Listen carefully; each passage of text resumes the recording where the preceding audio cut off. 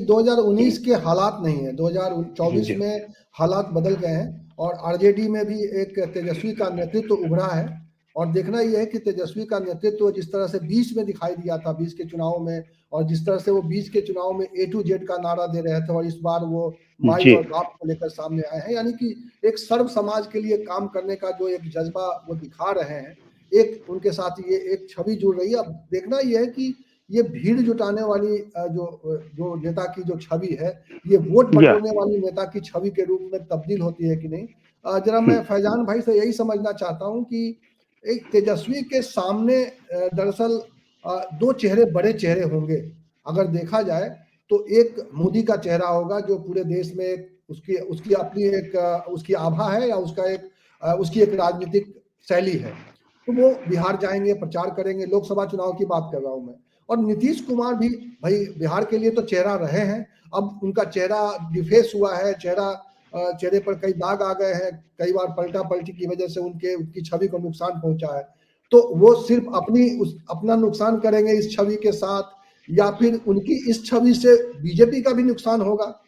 तो आप इसको कैसे देखते हैं? बीजेपी के साथ होने की वजह से मोदी को भी नुकसान उठाना पड़ेगा कि नहीं, ये छवि जो उनकी खराब हुई है एक बार फिर निखर के आएगी, क्योंकि वो एक बार बड़ी दमदारी से भ्रष्टाचार को नंगा करने की बात कर रहे हैं। आज भी विधानसभा में मैं उनका सत्र देख रहा था, बड़ी किसी बात पर नाराज हो गए, के पाठक के सवाल पर। के पाठक को लोग ट्रांसफर कराना चाहते थे, और ये क्वेश्चन आवर में मैं देख रहा था नीतीश जी को। विधानसभा की कार्रवाई भी मैं बीच बीच में समय निकाल के देखता रहता हूँ कि कहीं कुछ इंटरेस्टिंग हो। तो देखा नीतीश जी काफी गुस्से में आ गए और बोले कि जितना मुर्दाबाद का नारा लगाओगे उतना ही खत्म हो जाओगे, और जितना नारा लगाओगे तुम जीरो आने वाले हो। तो क्या आपको लग रहा है, ये क्या लग रहा है, मतलब नीतीश कुमार मोदी बनाम आरजेडी? देखिए, अब इसमें किसी को भी शक और शुबा नहीं है, और इसमें कोई दो राय नहीं है, चाहे वो पक्ष के लोग हों या विपक्ष के लोग हों या इंडिपेंडेंट सोच वाले लोग हों, कि बिहार में एक नया नेता बनकर उभरा है, वो है तेजस्वी यादव। और शायद क्या मतलब, मुझे तो लगता है कि लोग अब इस बात पर यकीन भी करने लगे हैं कि क्योंकि देखिए, एक चैप्टर लालू यादव का क्लोज हो चुका है, नीतीश कुमार का ये शायद अब आखिरी वो है, टेन्योर है। अब कौन बिहार में नेता, कौन? जहां तक दूर तक देखा जाता है तो नेता तो तेजस्वी यादव ही है। भवेश जी, आपने वो एक दिन आपने डिबेट में ये कहा था कि समुद्र मंथन से तेजस्वी निकला है। समुद्र मंथन से तेजस्वी निकला है। ये बिल्कुल सही बात है, और इसमें पब्लिक को भी कोई दो राय नहीं है, इसमें कोई शक नहीं है कि वो यकीनन एक बड़ा नेता बनकर उभरा है, और अभी उसको बहुत आगे जाना है। ये कोई एक सत्र या एक टर्म की बात नहीं है। दूसरी बात ये कि तेजस्वी यादव ने जिस तरह से अपने आप को मैच्योर किया है, तो आप इसको कंपेयर कीजिए, जो पहली मर्तबा ये उप मुख्यमंत्री बने थे और आज की तारीख में जो आप उनको कंपेयर कीजिए तो बहुत ही बदला हुआ पाएंगे। उस समय ऐसा लग रहा था कि उनके अंदर बचपना है, वो समझ नहीं पा रहे हैं, वो अपने पार्टी के लोगों को भी कोई हैसियत नहीं दे रहे हैं, अहमियत नहीं दे रहे हैं। लेकिन अब वैसी कोई शिकायत कोई नहीं कर रहा है। उस वक्त भी शिकायत अगर हो रही थी तो शायद गलत नहीं हो रही होंगी, लेकिन अब ऐसी कोई शिकायत कहीं से भी नहीं आ रही है कि तेजस्वी यादव में कहीं कोई इस तरह की बात हो रही है कि वो अपनी पार्टी के लोगों को इग्नोर कर रहे हैं या उनको साइडलाइन कर रहे हैं। ऐसा कुछ नहीं है, वो बहुत ही समझदारी के साथ आगे बढ़ रहे हैं, और जनता का विश्वास, यकीनन विश्वास यात्रा पर निकले हैं वो, लेकिन जनता का विश्वास उनमें बढ़ा है। और मैं ये नहीं कह सकता हूँ, आज की तारीख में ये नहीं कह सकता हूँ कि तेजस्वी भी उतने ही पॉपुलर होंगे, उतने ही लोगों में उनकी साख बढ़ेगी या उनकी बात को लोग मानेंगे जितना कि लालू यादव को लोग मानते थे, या लालू यादव की जो पर्सनालिटी थी या उनकी जो अपनी पॉपुलरिटी थी, जो लीडरशिप थी। शायद अभी तेजस्वी को वहां तक जाने में भी बहुत समय लगेगा, लेकिन उस रास्ते पर वो चल निकले हैं। अगर उस रास्ते पर चल निकले हैं तो उसका सही एक आकलन भी होगा और वो सही उसका एक परिणाम भी होगा। वह बिहार को एक अच्छा नेता मिल गया है जो आगे उनका लीडर बनेगा और आगे जो सरकार को भी बनाएगा और सरकार की देखेगा। जी जी आपने एक बिल्कुल। सवाल पूछा है कि चुनाव में हाँ उनके सामने नरेंद्र मोदी भी होंगे, बिहार की बात करें तो नीतीश कुमार होंगे। तो देखिए, चुनाव में क्या माहौल बनता है पूरे देश में, उसका भी असर बिहार में भी होगा। ऐसा नहीं है कि बिहार बिल्कुल कोई अलग रास्ते पर चला जाएगा। अगर पूरे भारत की भी बात न करें, अगर सिर्फ उत्तर भारत की ही बात करें, तो जो अभी की जो सिचुएशन है उसमें बहरहाल ये तो बीजेपी का पलड़ा भारी लग रहा है, एडवांटेज भी बीजेपी को ही दिख रहा है। लेकिन इसमें सेंधमारी हो सकती है। वो सेंधमारी चाहे बिहार में हो, चाहे यूपी में हो और बंगाल में हो, ये सब उसमें सेंधमारी हो सकती है, उसका भी स्कोप है। लेकिन बहरहाल ये एक बहुत ही कठिन मुकाबला होगा। और अगर देखिए, अभी तो आरजेडी की लोकसभा में प्रेजेंस ही नहीं है, कोई 0 प्रेजेंस है। तो ये ऐसा नहीं होगा। अब 2024 में ऐसा नहीं होगा। आरजेडी को भी सीटें मिलेंगी, कांग्रेस भी एक सीट पर नहीं रहेगी, कांग्रेस की भी सीट बढ़ेंगी। और जब इनकी सीट बढ़ेंगी तो घाटा किसको होगा? तो समझने वाली बात है कि अगर गठबंधन की सीटें बढ़ जाती हैं तो घाटा फिर तो बीजेपी एनडीए अलायंस को ही होगा। तो ये देखना होगा कि यहाँ जो 16 और 17 का जो मामला था वो कहाँ तक रह पाएगा। मुझे शक है कि ये रह पाएगा। ठीक है, मैं जरा सा अब फाइनल रिएक्शन मैं लेता हूं नवेंदु भाई से। नवेंदु भाई ये बताइए, ये तो शायद धीरे धीरे देखिए उत्तर प्रदेश बिहार के बाहर भी चर्चा होने लगी है कि तेजस्वी यादव एक प्रखर नेता है, उनके अंदर एक ग्रोथ दिखाई दे रहा है। और वो लालू तक पहुंचेंगे या लालू से आगे निकल जाएंगे, इसको लेकर भी कई तरह की बातें होती है। कई लोग कहते हैं, आज भी मेरी बात हो रही थी, बल्कि तेजस्वी यादव की जाति के हैं, मेरे बाल सखा है, तो वो बड़ा अलग अलग तरह की टिप्पणी करते रहते हैं। तो लालू यादव ने जो इमेज अपनी बनाई थी वो चुटकुलों से, इस तरह की जो देशज अपनी भाषा में, उसकी वजह से। लेकिन तेजस्वी यादव की छवि बन रही यंगस्टर्स में कि वो गंभीर नेता है, वो बिहार के सवालों पर गंभीर है, वो कोई चुटकुला सुना के लोगों को आकर्षित नहीं कर रहे हैं, वो लोगों के पर हाथ रख के वो मशहूर हो रहे हैं। तो इस रूप में तेजस्वी हम देख रहे हैं। लेकिन फिर मेरा वही सवाल है कि तेजस्वी का ये तेज और दूसरी तरफ मोदी, और जैसा जावेद भाई ने कहा कि भाई पूरे बिहार अलग कोई प्रदर्शन नहीं करेगा, बिहार देश का जो सिम्टम है, या कम से कम नॉर्थ इंडिया में जो मंदिर का प्रभाव या मोदी का प्रभाव, या मोदी ही आएंगे तो मोदी ही, ये वाला जो एक सेंटिमेंट होता है, उसका प्रभाव मिला के उसी पर निर्भर करेगा। भाई गेन तो करेंगे, लेकिन क्या ये आपको लग रहा है कि कहीं ऐसा भी आपको किसी पॉइंट पर ऐसा लगता है कि बड़ा झटका दे सकते हैं? बिहार एक अलग झटका दे सकता है बीजेपी और जेडीयू को, क्योंकि उसके जो मैंने कहा था कि नीतीश की वजह से, ये झटका नीतीश की वजह से बिहार में बीजेपी को ज्यादा हो सकता है। क्या आप भी ऐसा सोचते हैं? मुझे ऐसा लगता है कि नीतीश की वजह से बीजेपी को नुकसान हो सकता है। अभी नुकसान होता हुआ दिखाई दे रहा है, भाई सीटें तो घट ही रही है ना। अब क्षमता घटने पर ये ज्यादा नुकसान माना जाएगा और उसी से माना जाएगा कि भाई नीतीश की राजनीति खत्म, और अब तेजस्वी बिहार में एक ऐसे नेता जो मुख्यमंत्री के तौर पे वो उदय होंगे। और बिल्कुल जी, ये आपने सही कहा। देखिए, वो भई गति सांप छुछुंदर जैसी, वो एक है ना कहावत। और तो ये देखिए, नीतीश के चलते ही जो है बीजेपी को तब भी नुकसान हो रहा था जब नीतीश जी महागठबंधन में थे तो, या इंडिया गठबंधन में थे तो। अब नीतीश जो है बीजेपी के साथ चले गए तो भी आप यकीन जानिए कि उनको नुकसान हो रहा है बीजेपी को। तो बीजेपी की स्थिति बिल्कुल वही हो गई है सांप सुंदर वाली, कि वो जो वो लाया उसने इसलिए कि उसको लगा कि घाटा हो रहा है, और जब लेकर आ गई। एक मिनट में बीच में रोक रहा हूँ। देखिए, जी 2019 का और 2020 में जो विधानसभा का चुनाव हुआ था, उसको मैं फिगर चेक कर रहा था, वोट परसेंटेज के तौर पे। फैजान भाई ध्यान दीजिएगा, जो फिगर आया है उसमें लोकसभा में सबसे बड़ा गेनर कौन है, तो जेडीयू, उसके 21% वोट आए, 21.81%, और 6% का गेनर है वो पिछली बार लोकसभा में। और बीजेपी लूजर रही है। बीजेपी के वोट जो है 5% वोट कम हुए थे, 5.82%, यानी कि 6% वोट कम हो गए थे। हालांकि 23% सबसे ज्यादा वोट पाने वाली पार्टी बीजेपी थी लोकसभा में। और आरजेडी का आंकड़ा था कि उसका भी वोट प्रतिशत गिरा था, सीट तो बिल्कुल गायब हो गई थी, लेकिन 15% वोट मिले थे लोकसभा में। ये एक फिगर है जी।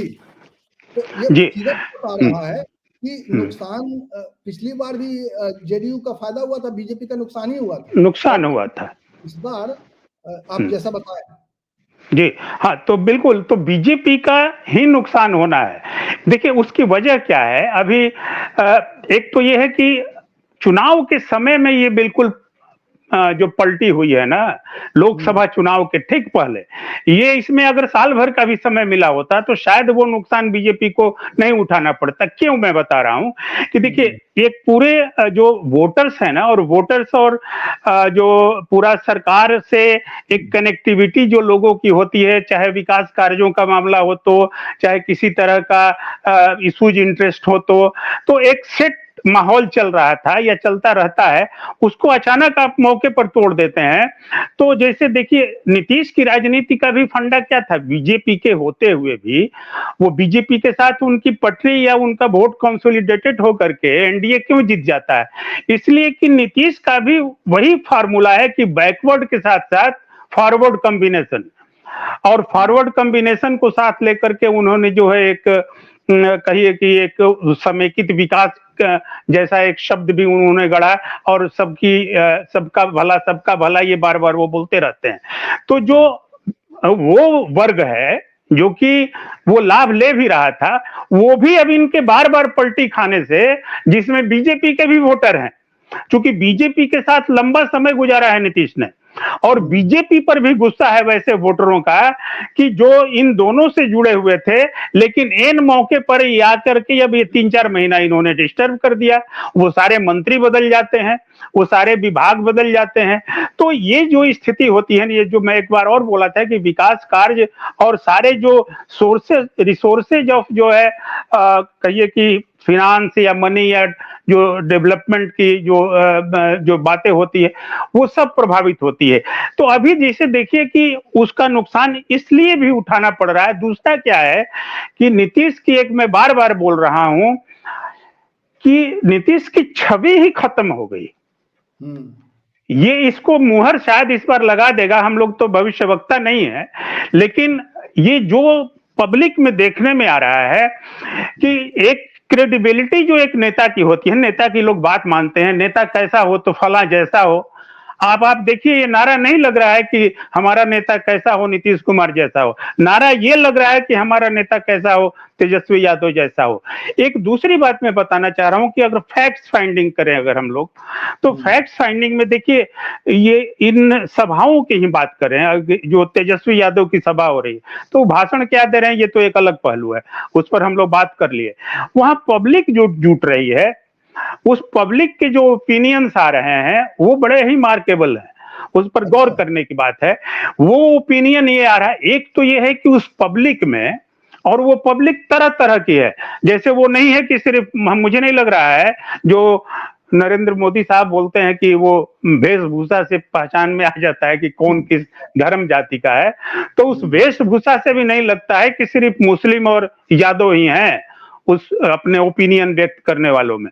तो वो जो भीड़ है ना, और उस भीड़ में नौजवानों की बड़ी तादाद है, और एक तरह से कहिए कि जो गांव देहात के जो वो बीच वाली उम्र के वो लोग होते हैं, यानी कि 30 से 35 साल वाले, वो जो है उस उम्र के लोग भी बहुत ज्यादा हैं, और बड़े बुजुर्ग जिनको जो जुड़े रहे, मान लीजिए कि उन्होंने देखा कि एक लड़का को किस तरीके से तंग किया जा रहा है, एक मैसेज और पहुंचा है लोगों तक, वो ये है कि जो नीतीश कुमार ने ये जो कहा है कि जांच कराई जाएगी, विभागीय समीक्षा कराई जाएगी, ये एक मसला भी लोगों तक पहुंच गया है। और किसकी जांच कराई जाएगी? तेजस्वी समेत आरजेडी के मंत्रियों की, और उस 22 अगस्त से बाद का जो है, अब तक का, जब तक ये सरकार महागठबंधन की रही, तो उनकी जांच कराई जाएगी। और बड़े ही उन्होंने क्रूर होकर के, रौद्र होके, और बड़े उस शासक वाले, आजकल गुस्से में ज्यादा नजर आ रहा है, गुस्से में ज्यादा नजर आ रहा है। तो उन्होंने ये जो कहा है, इसका भी बहुत उल्टा रिएक्शन हुआ है पब्लिक में। और देखिए एक और उल्टा रिएक्शन क्या चल रहा है, आप देखेंगे कि नीतीश जैसे पहले एक जेंटिलमैन पॉलिटिशियन थे, वो धीरे धीरे पिछले 2 सालों से उनमें एक गिरावट आती गई, उनके आचार व्यवहार को लेकर के, उनके स्वभाव को लेकर के, सदन से लेकर सड़क तक जो है वो रौद्र रूप में आने लगे धीरे धीरे। और ये आते आते वो उन्होंने, उनके सारे एपिसोड्स हैं, चाहे वो विजय कुमार सिन्हा के एपिसोड हो, तेजस्वी यादव पर जब सदन में भड़के, जब जीतन राम मांझी पर सदन में भड़के, जब अभी जो है विश्वास मत के दिन जब वो भड़के, और फिर आज जिस तरीके से भड़के, तो इनकी खींच जो है, तो नीतीश के व्यक्तित्व में एक लीडर जो है, जैसे हम लोग चर्चा कर रहे थे ना कि अग्रेशन नहीं पसंद करता है बिहार का वोटर। बिहार का वोटर जो है प्रेम और सौवर्णस, एक सौम्यता, वो पसंद करता है। तो नीतीश जैसे, नीतीश की छवि ही यही थी कि एक सोवर नेता है, सुशासनवादी है, बिल्कुल। तो बिहार में और बिहार से बाहर भी यही छवि, बाहर भी। हाँ, आपने एक बहुत अच्छी बात कही, आपने एक बहुत अच्छी बात कही कि नीतीश का जो इमेज लॉस हुआ है, फेस लॉस हुआ है, उसको रिकवर करने का समय नहीं मिल रहा है, क्योंकि चुनाव नजदीक आ गए हैं। और हो सकता था कि अगर समय मिलता तो नीतीश कुमार कोई ऐसा काम करके दिखा सकते थे। मैं इस पर एक छोटी सी प्रतिक्रिया लेके एक लाइन भवेश जी कि, और ये समय उनको इसलिए भी नहीं मिल रहा है कि तेजस्वी यादव वो समय नहीं दे रहे हैं, इसीलिए कि जैसे जैसे नीतीश रौद्र हुए हैं, जैसे जैसे उग्र हुए हैं, आप गौर कीजिएगा, तेजस्वी वैसे वैसे ही सौम्य हुए हैं, शांत हुए हैं, और एक बहुत ही लहजे और सलीके वाले नेता के तौर पर सामने आने लगे हैं। तो एक अभी तुरंत के लिहाज से नीतीश को सुधरने का समय भी नहीं दे पाएंगे, मुझे लग रहा है कि तेजस्वी, और इसलिए भी तेजस्वी एक चुनौती बन गए हैं नीतीश के लिए। और पब्लिक में ये छवि भी जा रही है दोनों नेताओं की, और शायद ये दोनों छवि भी जो है वो कहीं ना कहीं बहुत बड़ा असर दिखाएगी। जी बिल्कुल बिल्कुल। और इसीलिए जैसा मैं जावेद भाई, मैं फैजान भाई आपसे वो रिएक्शन लेना चाह रहा हूँ फैजान भाई, कि जो कहा इन्होंने, नवेंदु भाई ने बड़ी मार्के की बात कही कि उनको समय नहीं है। शायद समय मिलने से, शासन प्रशासन का समय मिलने से, कई बार होता है कि आप दो चीजें होती है, देखिए, या तो आपके विरोध में जो लोग हैं वो ऐसा काम कर दे जिसकी वजह से अल्टीमेटली जनता पर आपका भरोसा ही आके टिक जाता है। देखिए कांग्रेस के साथ यही हुआ था। इमरजेंसी के समय क्या हुआ, इमरजेंसी के समय बहुत बड़ा लॉस हुआ कांग्रेस का, जनता पार्टी की सत्ता बनी, लेकिन जनता पार्टी में आपसी जो मारकाट शुरू हुई, इसके बाद कांग्रेस ही आई। तो वो कांग्रेस जो बाद में जो कांग्रेस आई वो इसलिए आई कि उनके सामने जो लोग खड़े थे वो बदनाम हो गए। तो राजनीति में कई बार ऐसा भी होता है। और ये सही पॉइंट जो उन्होंने उठाया है कि नीतीश कुमार के पास समय नहीं है अपनी गलतियों को सुधारने का। कोई ऐसा कार्यक्रम लेके आते, कुछ ऐसा बयान लेके आते, लेकिन वो लगातार वो फेस लॉस उनका आगे दिखता है, जिस तरह से गुस्से में है, जिस तरह की बातें वो कह रहे हैं। आपको भी लग रहा है कि ये उनको टाइम नहीं मिल रहा है और ये नीतीश कुमार सचमुच गलती पर गलती करते जा रहे हैं? बिल्कुल सही बात है कि देखिए, इमेज का लॉस हो या क्रेडिबिलिटी का लॉस हो, वो लॉस अगर हो जाए तो गेन करना बहुत मुश्किल है, चाहे वो कितना बड़ा ही लीडर क्यों ना हो। एक बार तो आपकी इमेज पब्लिक की नजर में अगर वो गिर गई, आपकी क्रेडिबिलिटी कम हो गई, लोगों का ट्रस्ट आपसे अगर उठना शुरू हो गया, तो फिर कोई भी एक करिश्मा, कोई भी ताकत उसको फिर से लौटा नहीं सकती, टाइम जितना भी लगे।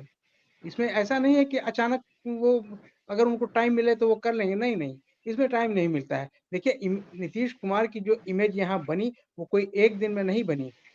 आप 2005 से लेकर के 2010 तक का उनका शासन देखिए, वो पूरा इमेज मेकिंग का पूरा 5 साल था और काम भी अधिकतर उसी पीरियड में हुआ।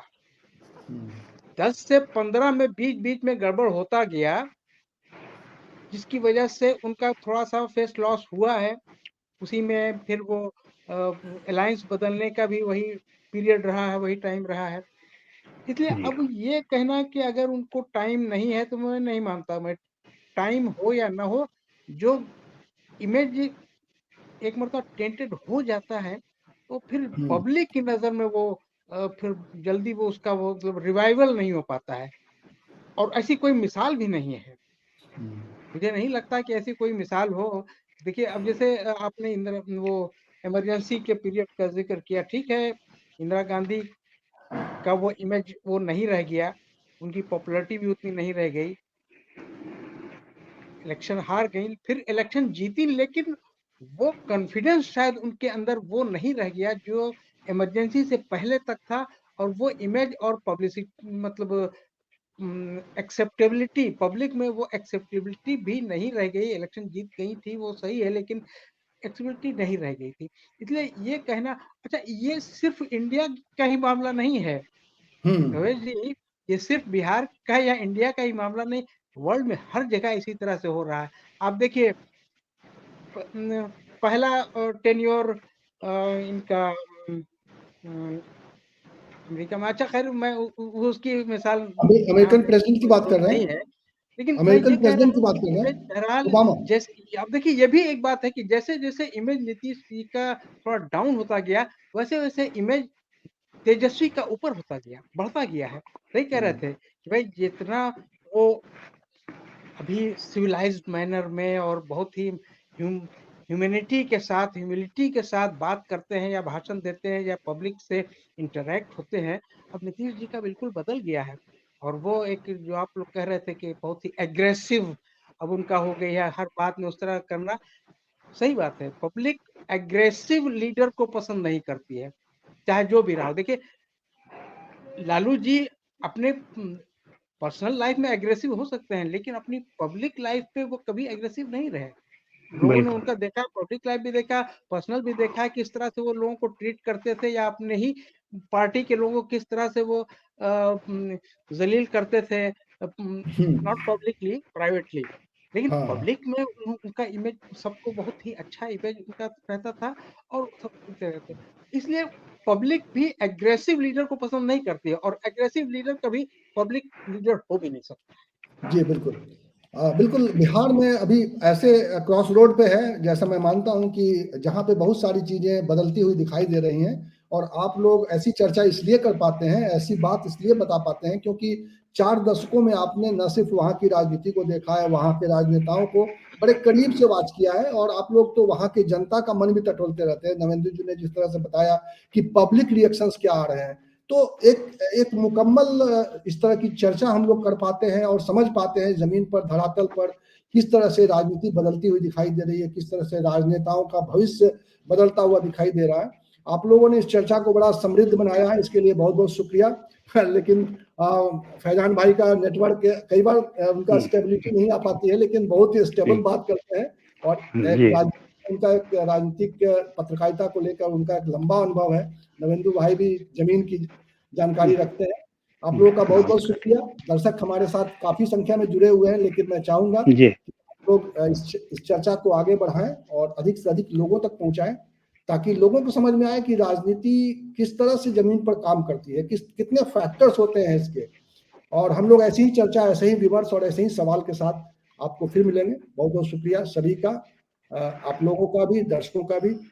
नमस्कार, फिर मिलते हैं इसी तरह की चर्चा। जी।